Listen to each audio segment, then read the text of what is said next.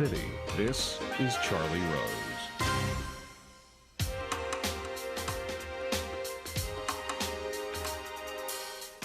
As the civil trial of O.j.Simpson comes to a close, details of the case continue to emerge. The latest perspective on the murders of Nicole Brown Simpson and Ron Goldman comes from the two detectives who were so closely involved in the criminal case. In their new book, Dismissed Evidence, retired LAPD detectives Tom Lange and Philip Vannatter chronicled the police case against Simpson and revealed evidence that was not introduced in the criminal trial. I'm pleased to have both of them here this evening. Welcome. Thank you. Great to have you. Thank you, Charlie. Nice to have you here. Thanks. Are you tired of talking about this? Boy, are we. Very much so. I thought this would have gone away a long time ago, but it just seems to keep regenerating itself and going on and on. What do you think it is? I mean, why are we all so obsessed by this one murder case? You know, I think, Charlie, this is the greatest soap opera that ever occurred. Everything is involved in this. Wealth, celebrity, well-known people all over the country, and it's generated its own interest. It's generated its own firestorm. And it continues. And continues to build, I think. I mean, Geraldo Rivera has built a television show. He sure has, hasn't he? And knows a lot about this stuff and has built a television show every night, examining now other things too, but that. What do you regret about your own involvement in this case? What, when you look back, do you say, God, if I could do one thing over, this would be it?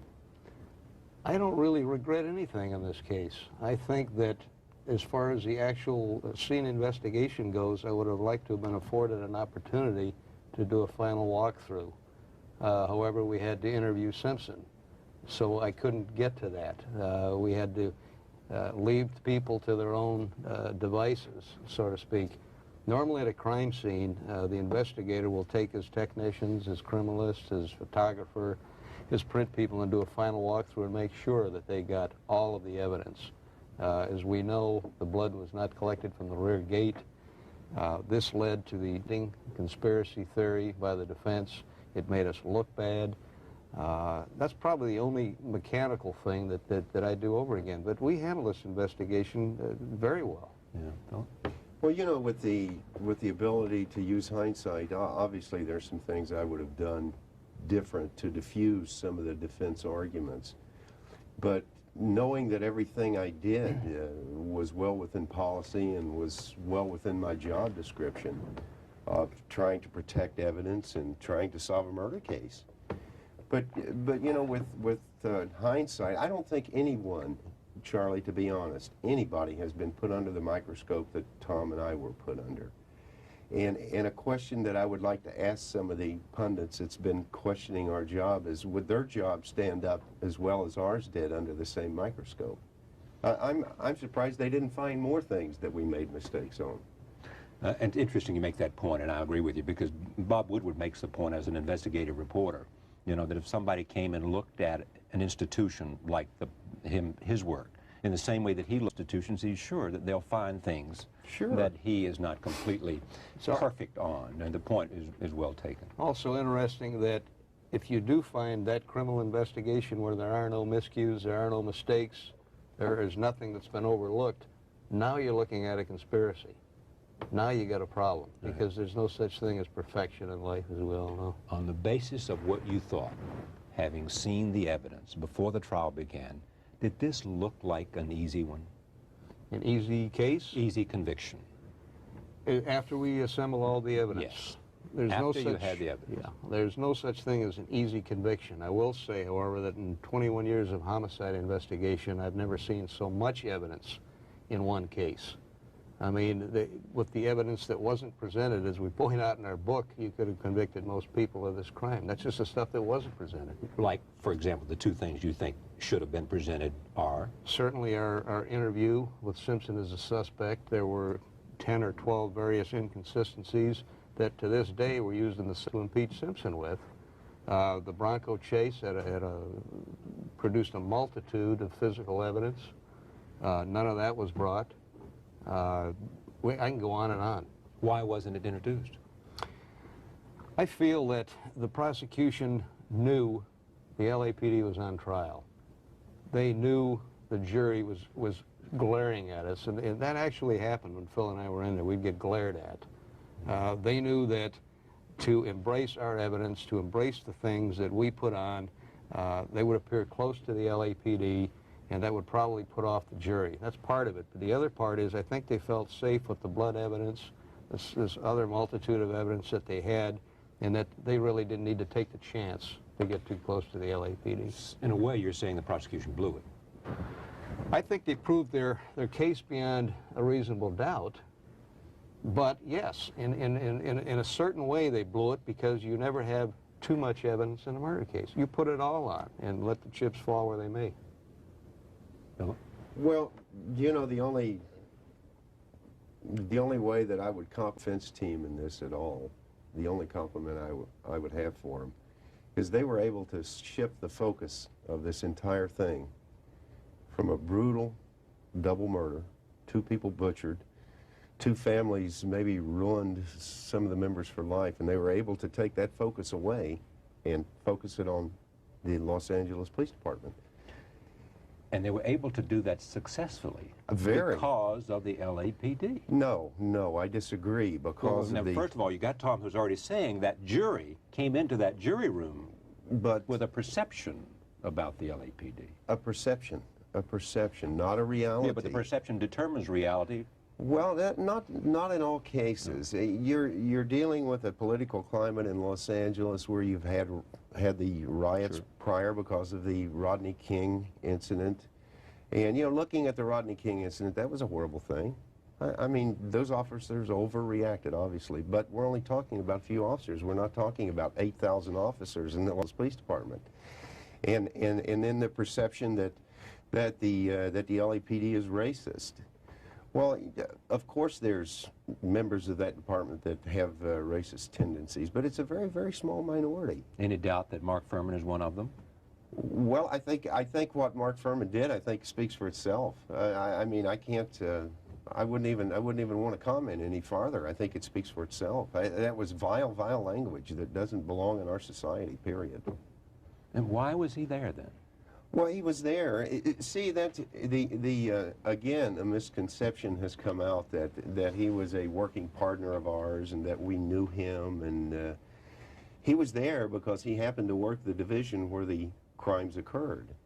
And in reality, Tom and I had never met him until that morning. Didn't know him? Never knew him. Didn't know him by reputation, didn't know him by sight, never met him?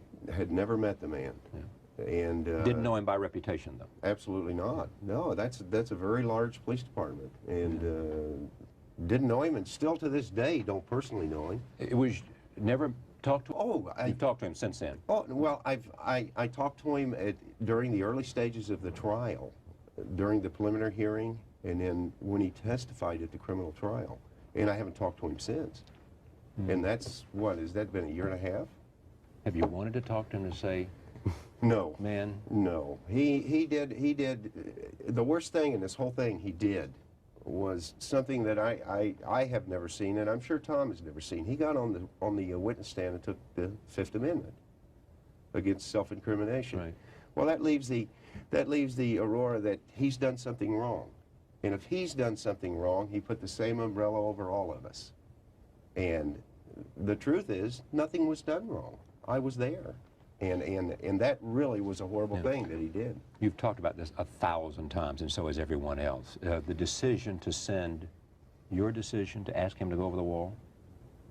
Our joint decision. I was the one that verbalized it, but it was a joint decision between myself and my partner. What do you say to all those people who say you had to know Simpson was a suspect? You know, when they try to find fault with you, that's where they come. You know, I'm glad you brought that up. That is really a misconception. Simpson was not a suspect.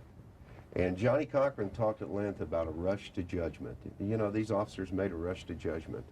For us to go to a crime scene and just automatically include someone as a suspect is really a dereliction of duty. We determine a suspect by the physical evidence and how the physical evidence leads us to that suspect. Obviously, Simpson was a potential suspect.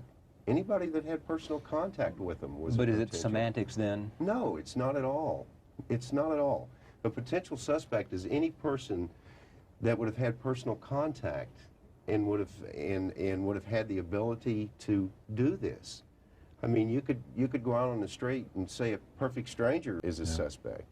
I mean, but when we went over there and when we went over the fence, O.J. Simpson was not a suspect, not until we had physical evidence that we felt connected him to that crime that we call probable cause.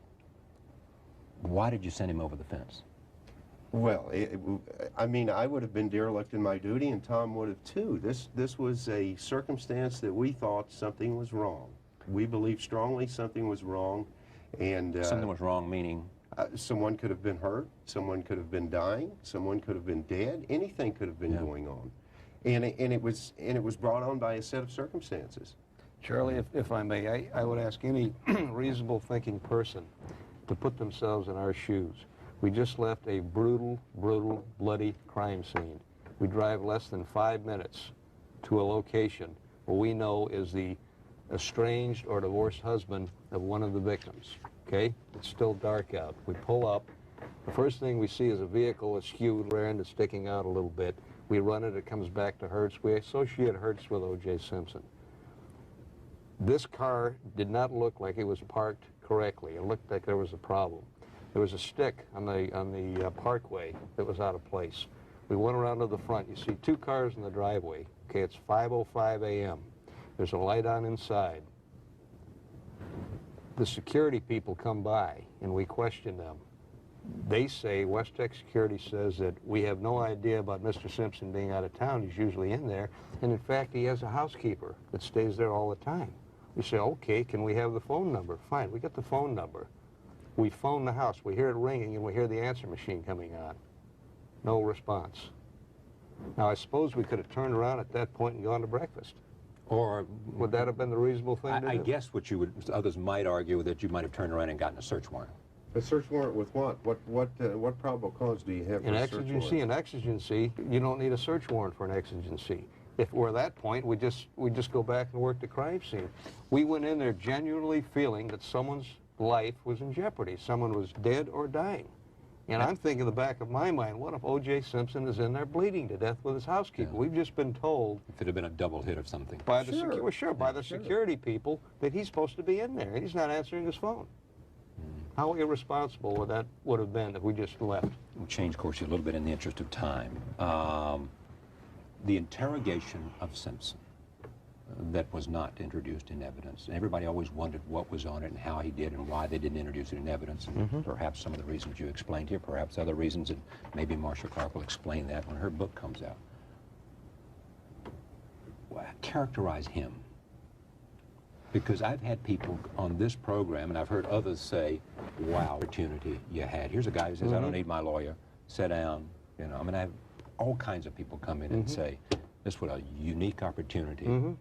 That we took full advantage of. Hours and hours and hours and hours examining. Okay.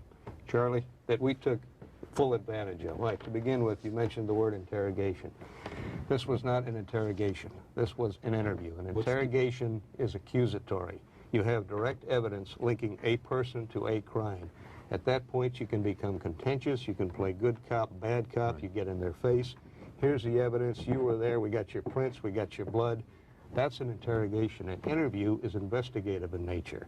You attempt to glean inconsistencies. This suspect, potential suspect, can get up and walk out at any time.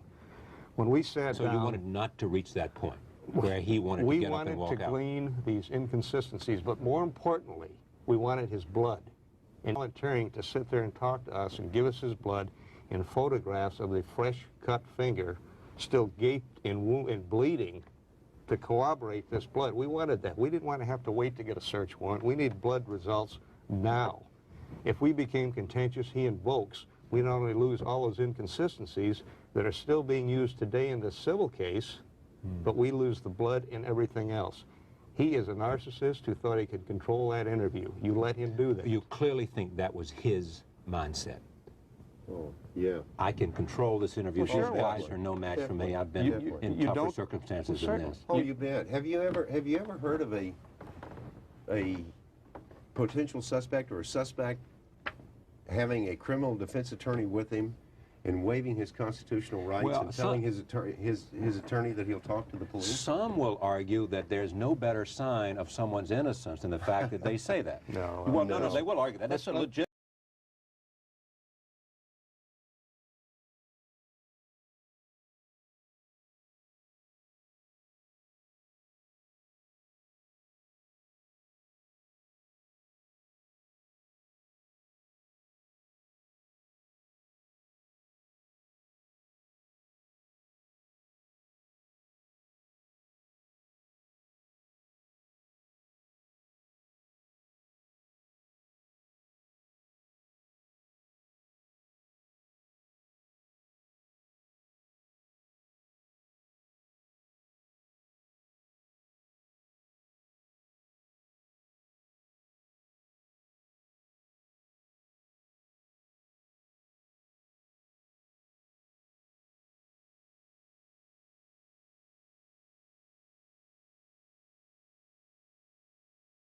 And we start accusing and we start trying to yell at him or whatever. Just now, in hindsight, nothing you would have done different in terms of that interview. That was done by the book getting the blood procedurally. was the, even Yes. today, looking back, getting the blood, there's no Listen, question you would have had. we couldn't have Bear done with it me any that better. we're talking about 20/20 hindsight. Couldn't have done it any Could better. not have done it any better. And I know What you've could thought we about got? this 1,000 times. Well, sure.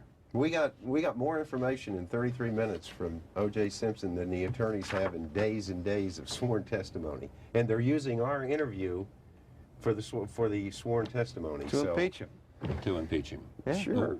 How are they impeaching him? What does he say in your interview? He's had 2.5 years and he still can't get an alibi straight. All right, take a look at this. This is an audio clip in which the two of you are interviewing O.J. Simpson about the cut on his finger. Roll audio. How did you get the injury on your hand? I don't know. Well, not the first time. I know when I was in Chicago, I know how, but at the house I was just running around. And How did you do it in Chicago?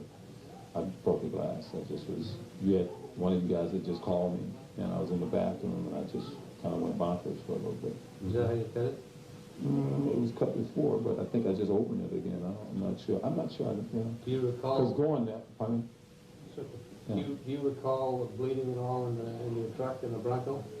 I recall bleeding at my house, and then I went to the Bronco. The last thing I did before I left, when I was rushing, was went and got my phone out of the Bronco. Mm-hmm. Or whatever that is, Where's the phone now? in my bag. Oh, you have it, In that black bag. you brought a bag with you? Well, Yeah, it's in my car. Yeah. Okay. So, do you recall bleeding at all?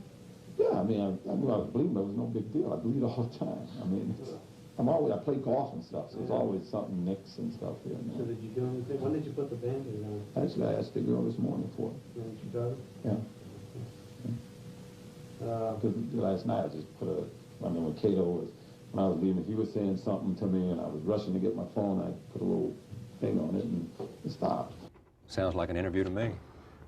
Anything that's important about what we just heard? Oh, absolutely. You got 3 different stories on how he cut his hand right there. Yeah. Right there's a prime example. You have him first saying he doesn't know how he did it. And he did it in Chicago. Then you have him saying, I did it in Chicago. Then open an old wound. Exactly. And then, well, maybe I just opened an old wound. And then, gee, I don't know. I play golf. Maybe I cut it playing golf. All right. you And how know. about the demeanor, what he's saying, the words tap dance come to mind. Tap dancing around the question. Well, sure. Yeah. When you left that interrogation, you said to your partner, this guy did it. This is the guy. We didn't have the blood. Phil, at that point, was much more positive about this than I did. I felt very strongly that this Much was more a positive suspect. about the fact that About- O.J. was the guy. Yes, and being culpable. However, we did not have the blood.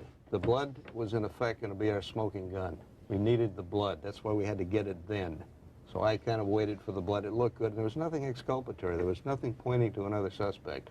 Nothing pointing away from him. Yeah. The blood was this entire case then. It is this entire case now. It tells the whole story. Roll tape. This is a conversation with Barry Scheck and Peter Neufeld, who had something to do with a blood case made by the defendants. There is there's no question in your mind that they tampered with the evidence, that they did the things that... I think we proved it. You know, people talk about that all the time, and I think that's sort of like water under the bridge at this point. Yeah. But there's a more compelling point that Barry was alluding to, which is that, I mean, the prosecutors, I mean, police officers may have tampered with evidence, the prosecutors tampered with that jury.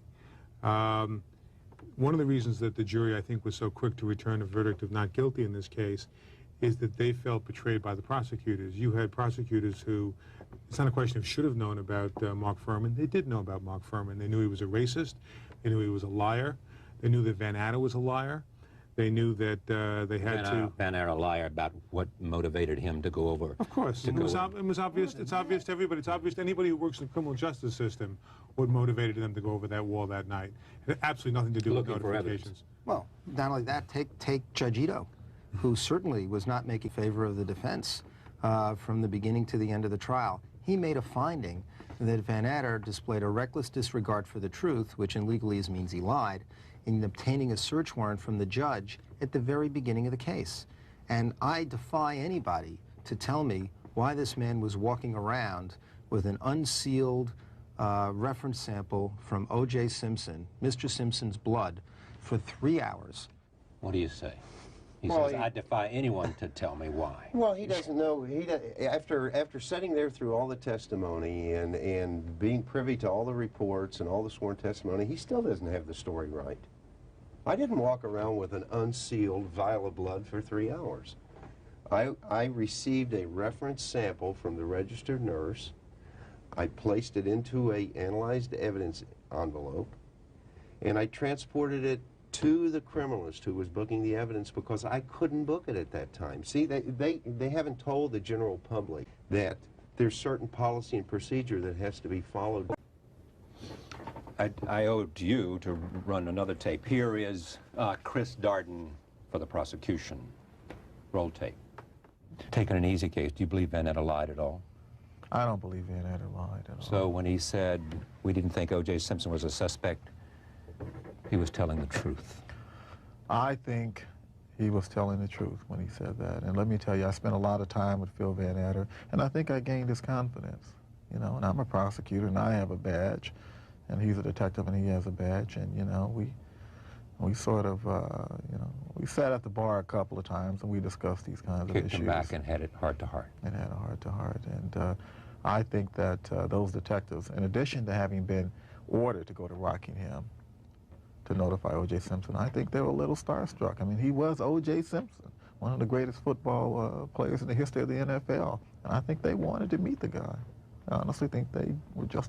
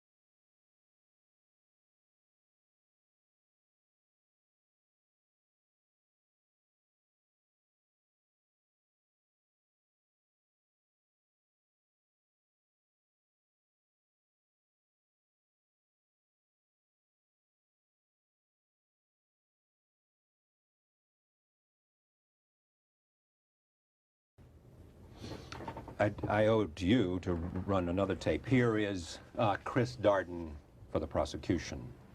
Roll tape. Taking an easy case, do you believe Vannatter lied at all? I don't believe Vannatter lied at all. So when he said we didn't think O.J. Simpson was a suspect, he was telling the truth? I think he was telling the truth when he said that. And let me tell you, I spent a lot of time with Phil Vannatter, and I think I gained his confidence. You know, and I'm a prosecutor, and I have a badge, and he's a detective, and he has a badge, and, you know, We sort of, you know, we sat at the bar a couple of times and we discussed these kinds of issues. Kicked him back and had it heart-to-heart. And had a heart-to-heart. And I think that those detectives, in addition to having been ordered to go to Rockingham to notify O.J. Simpson, I think they were a little starstruck. I mean, he was O.J. Simpson, one of the greatest football players in the history of the NFL. And I think they wanted to meet the guy. I honestly think they were just a little starstruck, in addition to having been ordered up there. You'd probably quarrel with starstruck, wouldn't you? Oh, yeah, I don't think I've ever been starstruck in my life. You know. Yeah. This was a murder investigation. That's all it was, and I have all the world for Chris Darden. I am proud to call Chris Darden a friend. The book is called Evidence Dismissed, the Inside Story of the Police Investigation of O.J. Simpson. One more contribution to try to understand what went on in that trial and the aftermath of that trial, which continues to fascinate America as a jury sits considering a civil suit as we speak. Thank you, Tom. Thank you, Phil. Thank you. We'll be right back. Stay with us.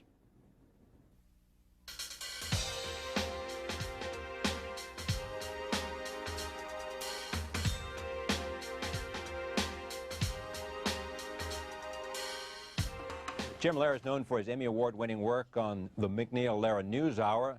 It is now the NewsHour with Jim Lehrer, but what he really wants to be remembered for is writing. All of his time spent on television and moderating presidential debates has not kept him from writing 10 novels, 3 plays, and 2 works of nonfiction. His latest book is called White Widow and deals with a topic very close to his heart. I'm pleased to have Jim Lehrer back at this table. Welcome back. Thank you, Charlie. Always a pleasure to be with you. Good to see you here. We've talked about some of this stuff before, your obsession with bus drivers. Tell me about your dad.